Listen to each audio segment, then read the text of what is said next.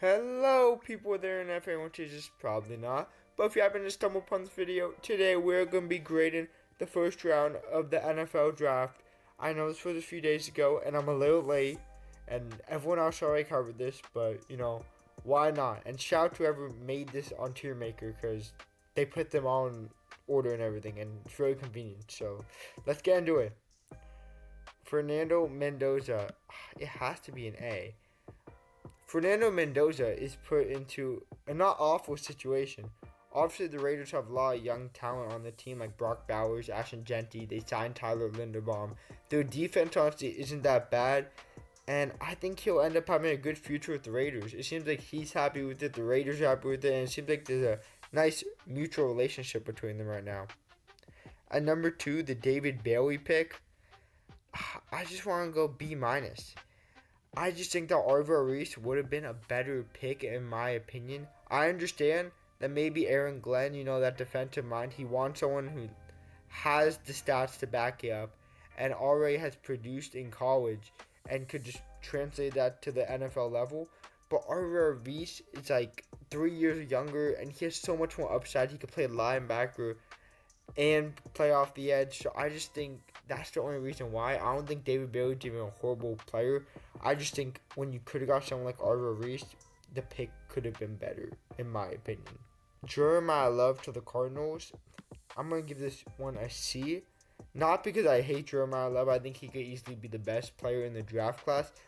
It's just a similar situation to last year with Ashton Jeanty where they picked the best running back and it's like, he's not a bad player. It's just like you don't have the old line to make the gaps for him. You don't have the playmakers to help your running back shine. And honestly, maybe in 2 to 3 years, it will be an amazing pick. Maybe they get some old line. Maybe they could make Jeremiah Love what his full potential could be. But number 3 for a running back, it's just a little high. He has the most guaranteed money in the NFL right now for a running back, which is crazy because he hasn't even stepped foot onto an NFL field. At number 4, the Titans picking Carnell Tate. I'm going to give it a B minus. I don't think Carnell Tate's the best wide receiver in the draft class. I think Jordan Tyson, even Mekhi Lemon could be better than Carnell Tate. But they need to get, Cam Ward any weapons that he could because right now it's Calvin Ridley and Wan'Dale Robinson. I do find it crazy that you paid Wan'Dale kind of a big contract, and then you're paying Carnell Tate a lot of money too for being the 4th overall pick. And I just feel that you could have got Carnell a little later in the draft and maybe even trade down. Because at number 4, I think you just reached a little bit. But if you really believe that that's your guy, then I have no complaints, and that's why I'm just going to give it a B minus. At number 5, the Arvell Reese to the Giants. Honestly, the Giants don't really need much edge help. I think he could be playing more of a linebacker role unless Kayvon Thibodeaux gets traded. But I still do think that this is an amazing pick just because the value. Arvell Reese, I think, could have easily went number 2 and number 3. So to get him at 5 when the Giants didn't really have to do anything and he just kind of landed in the Giants' hands and they said, oh, I guess we're going to draft him. So I just think it's an amazing pick for the upside that he has. And to be fair, he's only going on to be 21. So he has so much time to grow and develop. At number 6, but for Montreal Delane to the Chiefs, I have to go between a B minus and a C. I think I'm going to have to go C just because they traded up for someone like Montreal Delane, which obviously he's a good corner. We saw what he could do in the SEC. He's really good in man-to-man. But they gave up 2 picks for someone that maybe could have been there at 9. I'm not going to say he would have been there at 9 because there's no promises. But there was more of a likely chance he would have been there at 9. So to give up those assets, where I think if you're going to trade up for someone, I thought it would be for someone like a Ruben Bain or Sonny Styles for someone who can make an instant impact because you still have lots of holes in that secondary, which I don't think that Montreal Delane's enough to fix. At number 7, the Commanders taking Sonny Styles. I'm going to give it a B+. Sonny Styles is a freakish athlete, as we saw. And I think he has some upside. He could learn behind Bobby Wagner, Frankie Louvu still on that team. It's a good linebacking core. And they also signed Leo Chenal, so lots of linebackers. I don't know if he's going to instantly get the start. I'm assuming he may because they would draft him at 7. But to learn and develop behind some of these really, amazing players throughout their career, I think it will develop him into maybe the best linebacker in the league. Because with those athletic traits and then some wisdom from the veterans, he could be dangerous. At number 8, the Saints with Jordan Tyson. I'm going to have this be a B+ too. I think a lot of teams were probably concerned with injury history, or at least that's what we thought, but obviously it didn't matter because he still went number 8 to the Saints. The Saints must have really liked him.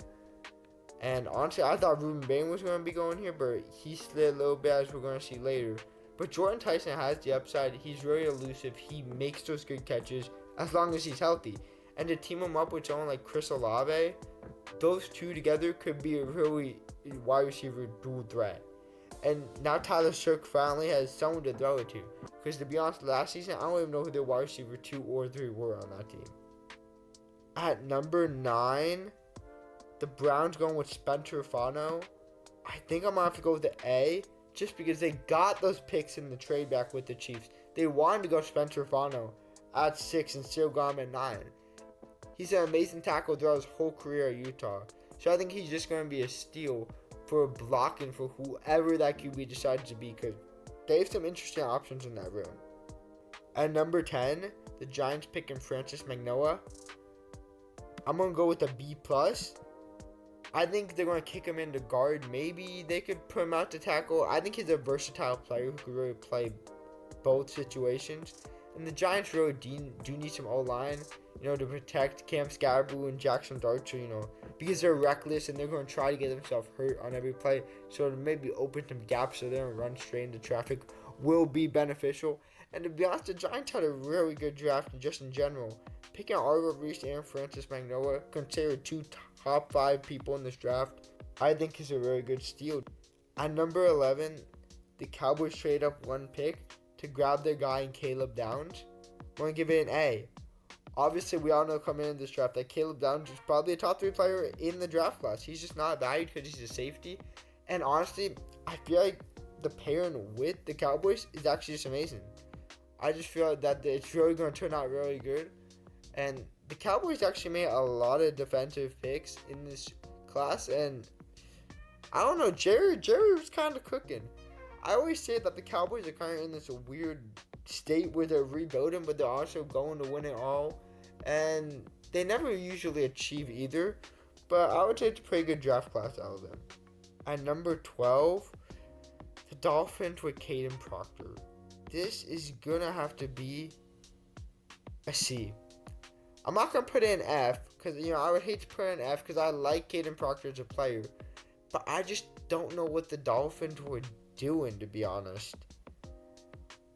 Dolphins are a team that really don't have any players on their roster. Literally no one except for Devon Achane. That's the only superstar.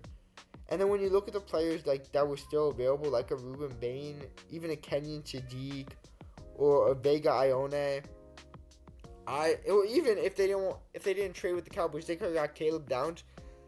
I just think that Caden Proctor is more of a project, and I know they have lots of time to develop these dudes because they're not winning anything right now. But I just think that they could have got a prospect with more upside at the position. At 13, the Rams picking Ty Simpson. I think this was a mind-boggling pick at the time. I was really shocked. A lot of people were really shocked. And I don't want to give it an F. I'm going to give it a C just because, it's not a horrible idea. It's not really that win-now mentality. And you could tell that Sean McVay wasn't really happy about it either. But, it's not a horrible situation because, when Matthew Stafford retires, what are you guys going to do? There was not really a clear position on what to do unless they're waiting for next year's draft class. But obviously now they're not going to because now they're obligated to Ty Simpson. But to have someone sit behind, one of the great quarterbacks and develop and maybe just, fill him into that gap right when Matthew Stafford leaves, nothing changed, kind of like the Aaron Rodgers and Jordan Love situation, I think could be really nice for the long-term goals of the Rams. But just for the win-now season it is kind of right now, I'm just a little confused. At number 14, Vega Ione to the Ravens. Not much to say about it. A B plus. They needed a guard. They got the best guard in the class. At 15, the Bucks picking Ruben Bain, easily an A. To be honest, I don't even know how he slid this far. Were teams really that concerned about his arm size? I mean, it's a little bit of a tricky analysis because there hasn't really been a successful edge with the short arms that he has and the build that he has, but we saw what he could produce in college, and early on we thought he was easily going to be a top 3 pick. For him to slide to like 15 when other teams should have easily taken him, like the Saints or the Dolphins or even the Ravens, I just think it's great value for the Bucks, and that's why I'm giving it an A. At 16, the Jets picking Kenyon Sadiq. I'm going to give this an F. I can see the argument for maybe B- and C. I love Kenyon Sadiq as a player. He's very athletic. I think he could be amazing. But I would love to see him shine with another team because I just don't think he's going to perform like this with the Jets. I mean, I just thought it was a weird decision out of the Jets at 16 when you drafted someone like Mason Taylor, who still has lots of upside in the second round last year, when you could have taken someone like maybe an O-lineman or even Makai Lemon. I think the main argument is if you're trying to get someone to catch a ball, take Makai Lemon, like who could be the best wide receiver in the draft class. I don't know why you're taking Kenyon Sadiq. Maybe they're trying to put him as kind of like a tight end wide receiver hybrid. But I just don't love it at 16 when he could have been so much better fit for a lot of other teams. At 17, the Lions went ahead and picked Blake Miller. I'm going to have to give this a B-. I mean, Blake Miller, we've seen, he's started like 54 games for Clemson. He's a reliable tackle. But the only issue I have with him is that he plays right guard his whole career. That means that they may be moving Penei Sewell to left tackle, which is going to be interesting because Penei Sewell is so good at what he does. But Blake Miller is kind of just a plug and play. He's ready to play in the NFL, I think. He's had that experience. And the Lions needed a tackle, so I'm just going to give it a B-. Nothing too crazy. At 18, the Vikings went with Caleb Banks. This one I'm going to have to go an F2. I just thought that Dylan Donovan was easily the pick for what he could do. He has so much potential, and he looked really good at Oregon. So to pick someone like Caleb Banks, who has that injury history, played 3 games this year, I know they need some defensive tackle help, but to take someone at 18 like Caleb Banks, at least trade down. The fact that they didn't trade down is actually crazy to me. Because Caleb Banks, I don't even think was going in round 1, to be completely honest. Because after him, no defensive tackle went into Peter Woods at 29. So, I just want to take a defensive tackle that has an injury history with his legs. Because that's what makes defensive tackles so important, is to stand up tall and block the run. At 19, the Panthers went ahead and picked Monroe Freeling. I'm going to give this one a B-. Nothing too crazy. I just think it's more of a developmental piece. He has the build, the ideal build, to be an amazing tackle in the league. He just needs a little bit more guidance. He looked good at times at Georgia this season. But, not an awful pick. At 20, the Eagles pulled off the heist of the century and traded with the Cowboys to jump in front of the Steelers, who were on the phone with Makai Lemon to grab him. I think it's an A. I mean, what a steal. But this does mean that A.J. Brown is definitely a Patriot. So, welcome to the Patriots, A.J. Brown. But what a great value steal out of 20. Makai Lemon could be the best wide receiver in the class. I think he's going to be a great partner with Devontae Smith. I still think Devontae Smith is wide receiver 1. Don't get me wrong. And he should still be wide receiver 1. But Makai Lemon has an amazing wide receiver 2 who could be wide receiver 1 on multiple teams. I know this is some unnecessarily glazing. I don't even love him as a player before he even steps onto a field. But what a steal out of the Eagles. Definitely an A. At 21, the Pittsburgh Steelers, who, as I just mentioned, got Makai Lemon stolen from them, is Max Inehacher. The night of the first round, lots of hate from Steelers fans. The consensus from the Steelers fans were in disbelief, and I think they were just in awe because they really want Makai Lemon. But, After a few days of them processing, actually, Max Enaker is not that bad of a player, and he just needs a little bit of training. I don't think he's going to start right away, but, he has the upside to maybe be the best tackle out of the whole class. He just hasn't had a lot of experience. He only has played football for a few years in his life. He started really late, and he has the build and could develop into a beast. At 22, the Chargers taking Akeem Mesidor. I think it's a B- pick. Nothing crazy. I've always just said I don't like Akeem Mesidor because of his age. Other than that, he's a solid player. The Chargers need some edge help, so I don't hate the pick.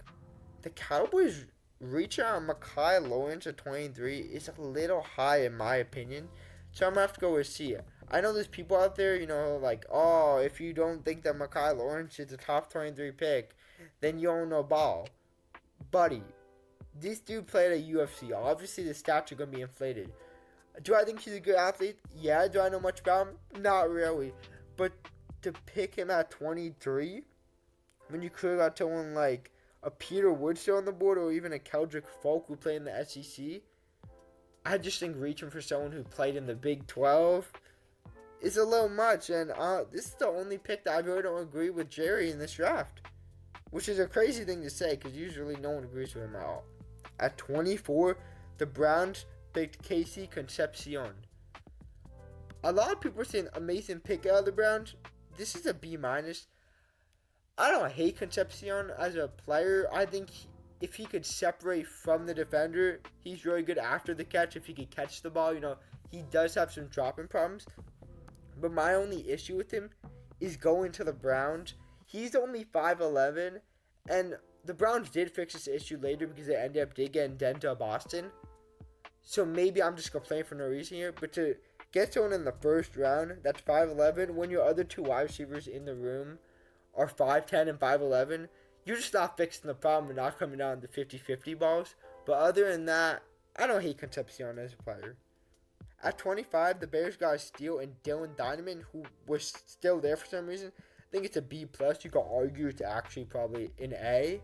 But Dylan Diamond, I think, should went to the Vikings, as I explained earlier. But, he just feels like a gritty Bears type of player. And honestly, I really like the pick. Not much to say, as a safety, I thought it was a little interesting that they picked a safety after signing Kobe Bryant to that 3-year, $40 million deal. But other than that, no complaints. At 26, the Texans traded up for Kalen Rutledge out of Georgia Tech. Maybe the second best guard in the class, considering if you consider Francis Magnolia as a guard or not. I'm going to give it a C. It's not like I hate Rutledge as a player. I just think that maybe you reached a little bit by also trading up and losing some of your assets just to get this guard when the next guard didn't even go into day 2. So, maybe you could have stayed at 28. I don't necessarily know if the Dolphins or the Patriots were looking at Kalen Rutledge, but if he's really your guy to help protect CJ Stroud, I don't blame you. At 27, the Dolphins go ahead and pick Chris Johnson out of San Diego State. Not a horrible player. I do like how he plays man-to-man. He's good at zone. I think he's an amazing corner. A little undersized at 6'4". But honestly, a solid B+. Way better than the Caden Proctor pick in my opinion. At 28, the Patriots go with Caleb Lumu to protect Drake May. Obviously, we all saw a little silly, goofy dance. But in reality, I think it wasn't an awful pick. An average pick out of a tackle, I would say. I think he should have been a first-round player. I'm not going to say that he shouldn't have been. But it looks good at Utah. At 29, the Chiefs getting Peter Woods. Could be arguably an A, but I'm going to have to go with just a B+ here, Keep it nothing too crazy. Peter Woods obviously has a lot to upside, just didn't produce well this year at Clemson. None of the Clemson players really produced well. But I still think he has amazing upside, including when he could learn from someone like Chris Jones. I think he really just fits like that Chiefs build as a defensive tackle. And I think he could be one of the greatest steals from this draft class. At 30, with the Jets' third pick in the first round, they trade back up for Omar Cooper Jr. I'm going to have to go a B-. Nothing crazy. I think it would have probably been a B+ pick if you did not pick Kenyon Sadiq at 16. Just doubling up on receivers is a little interesting to me when you have Geno Smith throwing you the ball.